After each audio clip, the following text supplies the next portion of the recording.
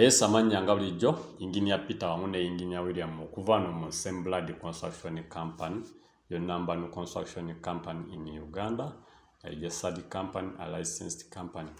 Yes, program yaffe eya land saving scheme 2024 twasimbudde dda. So gwe wenna ali eyo nga wandyetaaze okubeera nga otambulamu ne sameblood construction company ku nsonga z'ettaka nti omwaka egunaggweerako 2024 ojja kubeera nga ofuuse landlord ng'olina pootiyo 5 ku 100 nga yakyapa. Omwaka oguwedde twali successfully ku programu yaffe eno, ne ku guno tukomyewo okubeera nga tutambulira ddala wamu. So oligestalinga otya oba okumanya details ezisingawo osobola okuyita ku namba zaffe ezo. Ploti zaffe zino this time around zigenda kubeera za miliyoni 10. Omwaka oguwedde programu yali ku miliyoni 8. Ensonga lwaki ku luno akasente keyongeddemu, mukimanyi bulungi nti ettaka mu Uganda ano currently kyekimu ku byettunzi liri katale baliri ku demand. So manya ebbeeyi buli lukya erinnya. So yensonga egyentera bagamba ku nsonga z'ettaka nti mwe bankuba kyeyo mwabasingidde ddala okuleeta demand eno, kuba buli afuluma Uganda kyasookebwako ddala kwe kubeera ng'akola ki, agulayo ka poloti. So buli mwaka kati oguyita ewantu wagula miliyoni 10 weesanga kati oli mu miliyoni 12, oli mu miliyoni 13, 14, naye nga oli wagulawo miliyoni 10. So ensonga z'ettaka temuzizanyiramu. Woba oyina wosobola oteeka akasente oba osobola okugula akataka kali makubo matuufu, gula, kuba buli lukedde lirinnya value. So ettaka lyaffe lino ligenda kuba lya miliyoni 10. So kibategeeza buli mwezi ojja kubeera mu mitwalo nga 8 mu 3 8 mu 4. So kati goli wa ddembe nti oba emyezi 2 nze ndeete lumu kakadde oba bukadde 2 oba omwezi ndeete obukadde 3, as long as nti we tunaatuukira mu December nga sente zaffe ezo ziweddeyo, oba tunaatuukira mu Gwomukaaga nga at least half yaazo ozikoze ki, oziwezezza. Gwe wojoyininga mu February, mu March, oba olina okubeera nga oteekayo ne ziri enkadde. Tekiriiko nti ffena tulina tandikira mu January. Okuligisalinga kuli open. So ettaka lyaffe lino ligenda kubeera ku era ku Mityana Road.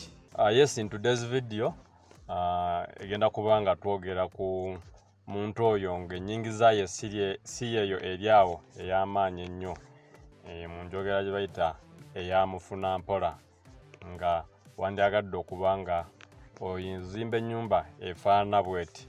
Ennyumba yaffe eno eri 2 bedroom. Ennyumba zino kweziri kuno ziri common ennyo ku mukutu gwaffe kuno, era oba weetegereza just ekyawukamu ya arrangement ya rooms zino, nti eddira alitaddewa ekisenge kino, ekisenge kiruddawa, ekigo kiruddawa, naye nga byonna bisigala isa 2 bedroom. So kukijja ku level ey'omuntu wa wansi weesanze nga bangi nnyo bagwa mweno category y'ennyumba ezifaanana bwe ziti, era kyova olaba nga buli luvannyuma lwa mwezi era tufunayo gwe tugikola ki, gwe tukolera quotation oba we tugenda ku site inspection. So tugenda kuba tudiscussinga ku mbalirira yaayo, naye disclaiminga nti material no gwembawa always agenda kubeera nga akyukamu ekinajja ku site yo, tali constant. Oba byembawa wano tebiri constant nti buli wamu wogenda ejja kubeera bwe kityo, kuba buli omu ayina kyayagala.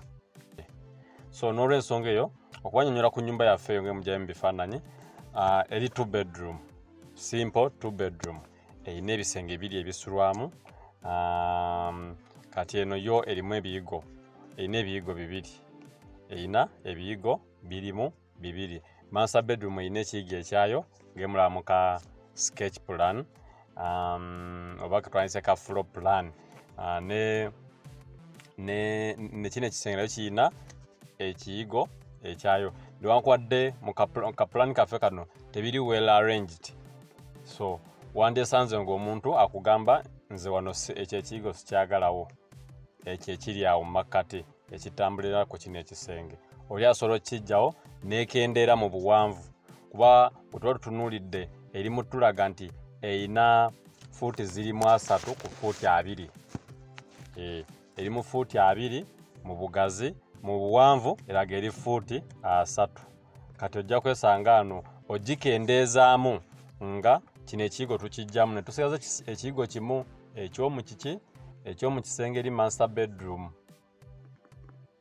Oba se kyo master bedroom tugireka ekiyigo ne tukitta ne tusigaza kino ne kibeera nga kiri public nti bonna bakikozesa.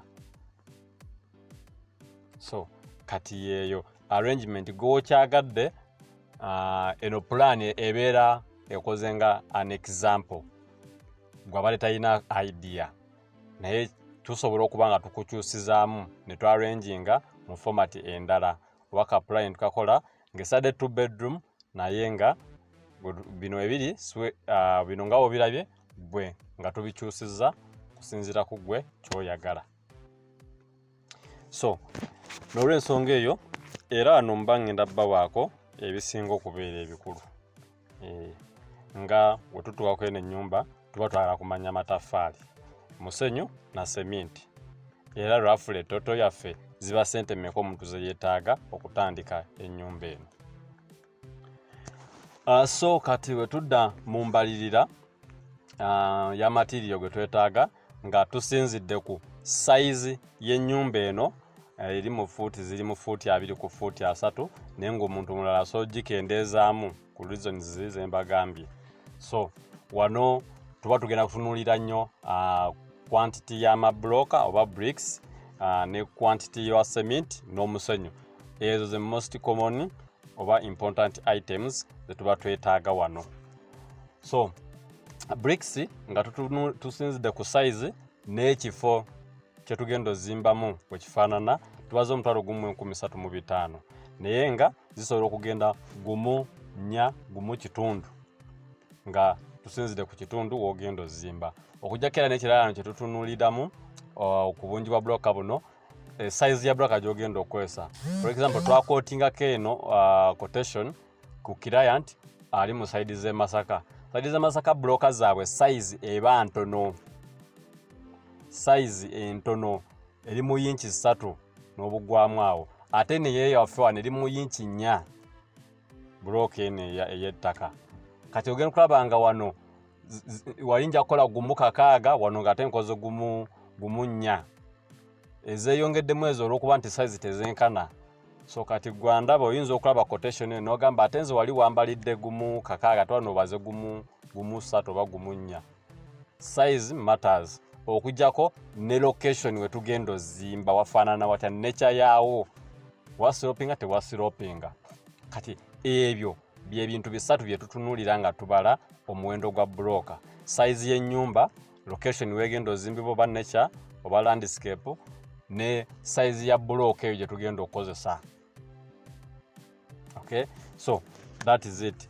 Price always nayo ebeekyuka, nti wano twetubalidde ku 240 buli bulooka, nojja kwesangayo 250, 260. Wali ensanjo twagigula ku 270 bulooka nga weetuukira. So awo ekyo nakyo obeere nga okimanya. We tudda ku kirala no seminti tubale piece baga nga 6, roughly baga 6, naye sookwesa then seminti alimu 3 awo ziba ssente mmeka. Omusenyu tubalayo trip 3, then amayinja trip 1, awo ebisigadde hoop iron, emiti nga 45, bottom, timber, nails, ebyo nawe ebiri. Amazzi ge tugenda okwesa tuntera okubalirako back filling, foundation excavation, ezo zonna cost ziri awo. Roughly omuntu n'aba yeebuuza twetaaga ssente mmeka wano. Wano tubazeemu nga tuli mu miliyoni zino 9,900. Awo oba oyingidde miliyoni roughly 10. Tubale ekitono ennyo miliyoni 10. as in material cost. So ze sente zibatwetaaga oba zoba weetaaga okubeera nga otereka. Era ffe mu Sameblood Construction Company tugamba osobola otereka naffe n'ozimba mu kibanja mpola. Nti ffe tuba twagala 70% weewera bweti ng'otereka naffe ffe nga tutandika ozimba. Era ekyo tukikoleddeko bakirayant weebali. Titugambye kati wano tubaze millioni ziri mu 10. Gweweza millioni nga 6.5 ffe nga tugendera ku site tutandika okukola ki ozimba esigadde ng'okiipinga ng'oteekayo paka eyo level weggwa. Eyo enkola weeri ku muntu wa wansi. Era osobola okubeera nga otwebuuzaako ng'oyita ku nnamba zaffe otegeere eyo enkola ekola etya. So nja kudda mbabalire roofing.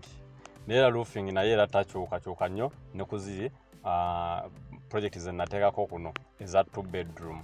Era nazo sente zijja kuba zitambulira omwo, tezirina njawulo nnyo. So enjawulo ebeera kubeera size na gwe bbaati kiri oyagadde okozese.